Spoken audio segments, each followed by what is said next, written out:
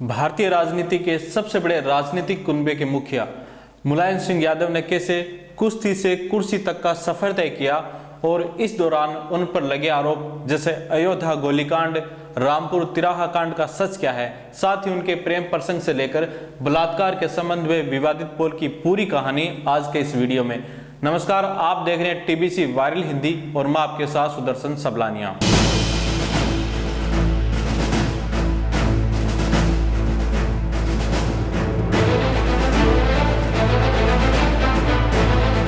उत्तर प्रदेश के पूर्व मुख्यमंत्री और समाजवादी पार्टी के संरक्षक मुलायम सिंह यादव का 82 साल की उम्र में निधन हो गया।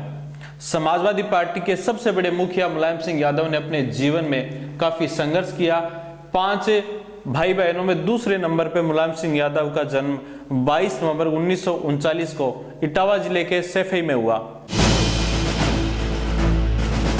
पिता सुघर सिंह मुलायम को पहलवान बनाना चाहते थे।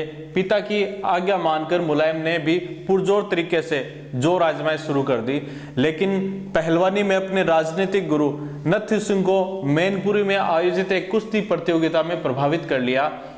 यहीं से उनका राजनीतिक सफर भी शुरू हो गया। उन्होंने नत्थु सिंह के परंपरागत विधानसभा क्षेत्र जसवंत नगर से अपने राजनीतिक सफर की शुरुआत की। राम मनोहर लोहिया और राजनारायण जैसे समाजवादी विचारधारा के नेताओं की छत्र छाया में राजनीति की बारीकी सीखने वाले मुलायम 28 साल की उम्र में पहली बार विधायक बने, जबकि उनके परिवार का कोई सियासी बैकग्राउंड नहीं था। ऐसे में मुलायम के सियासी सफर में 1967 का साल ऐतिहासिक रहा, जब वो पहली बार चुनाव जीतकर विधानसभा पहुंचे। मुलायम ने सोशलिस्ट पार्टी के टिकट पर अपने गृह जनपद इटावा की जसवंत नगर सीट से आरपीआई के उम्मीदवार को हराकर विजय हुए थे। मुलायम को पहली बार मंत्री बनने के लिए 1977 तक का इंतजार करना पड़ा। उस वक्त कांग्रेस विरोधी लहर में उत्तर प्रदेश में भी जनता पार्टी की सरकार बनी थी।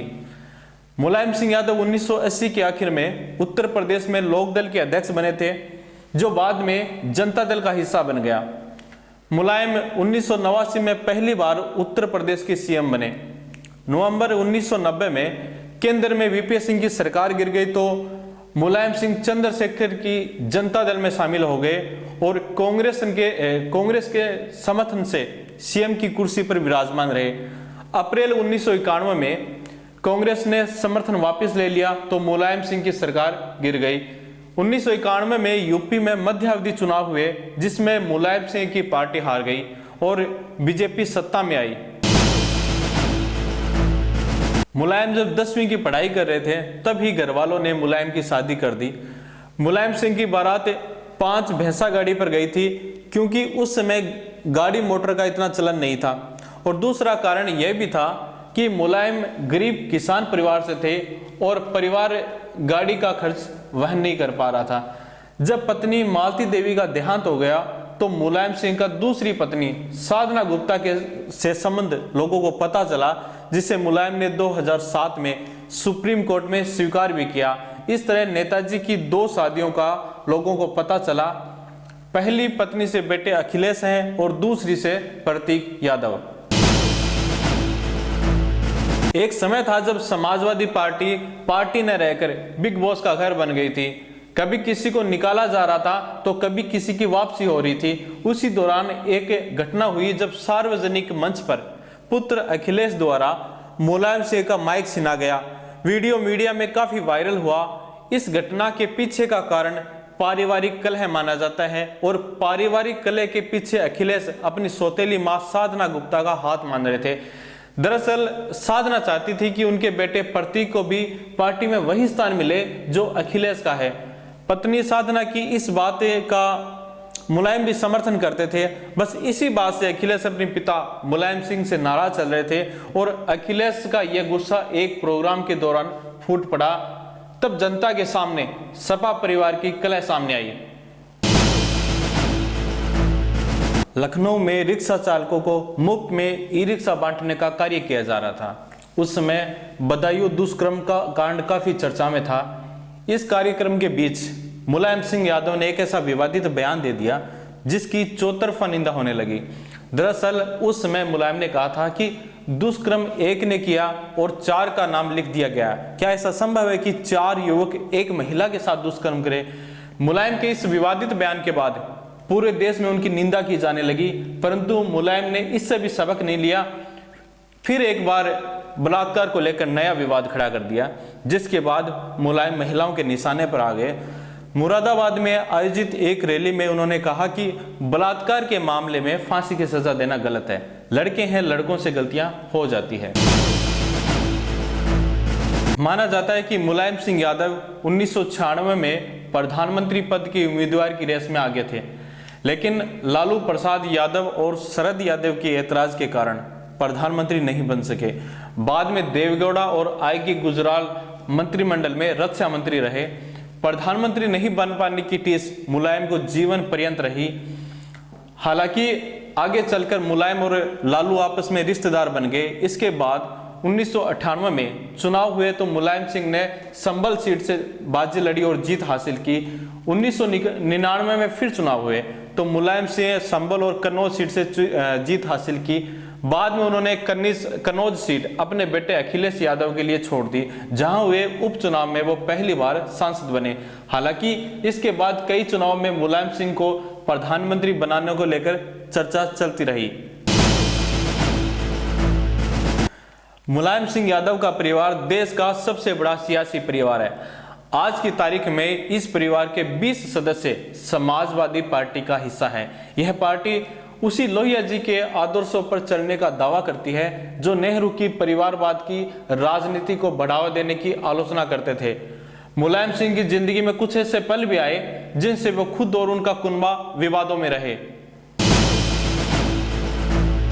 समाजवादी पार्टी के संरक्षक मुलायम सिंह यादव पहली बार 1989 में उत्तर प्रदेश के मुख्यमंत्री बने।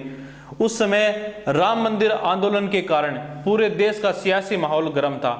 भाजपा और विहिप ने इसके लिए जोरदार आंदोलन छेड़ रखा था।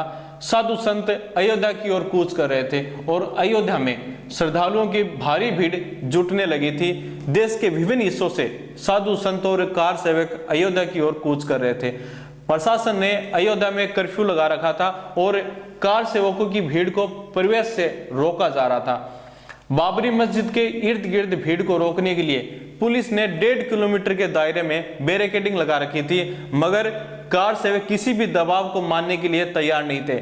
मुलायम के राज में कार सेवकों की बेकाबू होती इस भीड़ को रोकने के लिए पहली बार 30 अक्टूबर 1990 को पुलिस ने फायरिंग कर दी थी, जिसमें तमाम कार सेवकों को अपनी जान गंवानी पड़ी। इस आंदोलन का नेतृत्व उमा भारती और अशोक सिंघल जैसे बड़े हिंदुवादी नेता कर रहे थे। मुलायम के मुख्यमंत्रित्व काल में इस गोलीकांड को लेकर लोगों में भारी गुस्सा उमड़ पड़ा था। 1991 के विधानसभा चुनाव में मुलायम को इसकी कीमत भी चुकानी पड़ी। भाजपा इस चुनाव में जीत हासिल करने के बाद प्रदेश में सरकार बनाने में कामयाब हुई और कल्याण सिंह प्रदेश के मुख्यमंत्री बने थे। इस चुनाव में जाति और धार्मिक ध्रुवीकरण का काफी असर दिखा। अयोध्या में कार सेवकों पर पुलिस फायरिंग के बाद मुलायम को मुल्ला मुलायम तक कहा जाने लगा था, क्योंकि उन्होंने कार सेवकों पर पुलिस फायरिंग का आदेश दिया था। भाजपा ने अतरौली से लगातार चुनाव जीतने वाले कल्याण सिंह के कट्टर हिंदू चेहरे के दम पर दूसरे दलों को काफी पीछे छोड़ दिया। इस चुनाव में भाजपा को जीत दिलाने में कल्याण सिंह की बड़ी भूमिका थी। उन्हीं प्रदेश की बागडोर सौंपी गई। फिर उन्हीं के कार्यकाल में 6 दिसंबर 1992 को अयोध्या के विवादित ढांचे को ढहा दिया गया था। मसूरी और खटीमा कांड के बाद मुलायम सरकार के विरोध में आंदोलन और तेज हो गए, लेकिन मुलायम सिंह यादव उत्तराखंड पृथक राज्य के पक्ष में नहीं थे। अलग उत्तराखंड की मांग करे आंदोलनकारियों ने 2 अक्टूबर 1994 को दिल्ली के जंतर मंतर पर प्रदर्शन करना तय किया। आंदोलनकारियों ने देहरादून से दिल्ली कूच करने का फैसला किया, लेकिन सरकार ने पहले से तय कर लिया था कि किसी भी सूरत में उन्हें दिल्ली नहीं पहुंचने देना है। आंदोलनकारियों को रोकने के लिए पहले नारसन बॉर्डर पर पुलिस ने नाकाबंदी की, लेकिन यहां पर आंदोलनकारियों के आगे पुलिस प्रशासन बेबस हो गया। इसके बाद गढ़वाल और कुमाऊं के आंदोलनकारियों का काफिला दिल्ली की तरफ बढ़ा तो मुजफ्फर के रामपुर तिराहा पर पुलिस ने जबरदस्त नाकाबंदी कर रखी थी। प्रशासन के निर्देशों का पालन करने के लिए पुलिस ने प्रदर्शनकारियों को रामपुर तिराहों पर रोक दिया। प्रदर्शन में छात्र थे, बड़े थे और महिलाएं थी। ऐसे में उन्हें आगे जाने से रोका गया तो नाराजगी इस कदर बढ़ी कि पत्थरबाजी शुरू कर दी गई। फिर उस पत्थरबाजी का जवाब पुलिस ने अपनी लाठी और गोलियों से दिया।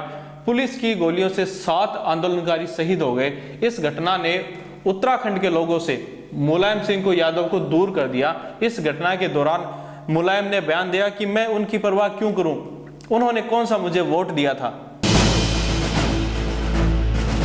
मुलायम सिंह यादव ने साल 1992 में समाजवादी पार्टी का गठन किया था। इसके बाद चुनाव होने थे, उससे पहले ही समाजवादी पार्टी ने बसपा के साथ गठबंधन कर लिया। यह गठबंधन इतना मजबूत साबित हुआ कि इसने भाजपा को हरा दिया। उत्तर प्रदेश में मुलायम सिंह यादव के नेतृत्व वाली सरकार बनी जो साल 1995 तक चली। इस बीच ऐसे कई मौके आए जब कांसीराम और मुलायम सिंह के रिश्तों में कड़वाहट आई। कांसीराम बसपा के संस्थापक थे। उनके ही कहने पर मायावती ने सपा के साथ अपना गठबंधन तोड़ लिया था, जिससे मुलायम सिंह यादव की मुख्यमंत्री की कुर्सी छिन गई। कुर्सी जाने के बाद जो घटना हुई वही गेस्ट हाउस के नाम से जानी जाती है। मुलायम सिंह यादव के समर्थकों ने मायावती पर हमला कर दिया था, जिसके बाद मायावती और मुलायम सिंह किसी सरकारी कार्यक्रम में साथ तक नहीं दिखाई दिए। दरअसल हुआ यह कि 2 जून 1995 का दिन था।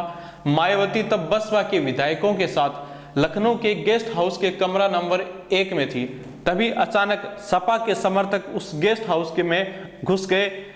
इनसे अपनी जान बचाने के लिए मायावती ने खुद को कमरे में बंद कर लिया। इसके बाद मुलायम सिंह मायावती का नाम लेने से भी बचते थे। तो ये थी मुलायम सिंह यादव और उनसे जुड़ी विवादों की कहानी। आप हमारी इस वीडियो के बारे में क्या राय रखते हैं, कमेंट बॉक्स के जरिए हमें जरूर बताएं। साथ ही हमारे चैनल को सब्सक्राइब भी कर लें ताकि आगे आने वाली वीडियो की नोटिफिकेशन आपको मिलती रहे। Sudarshan Sablania, TBC viral Hindi.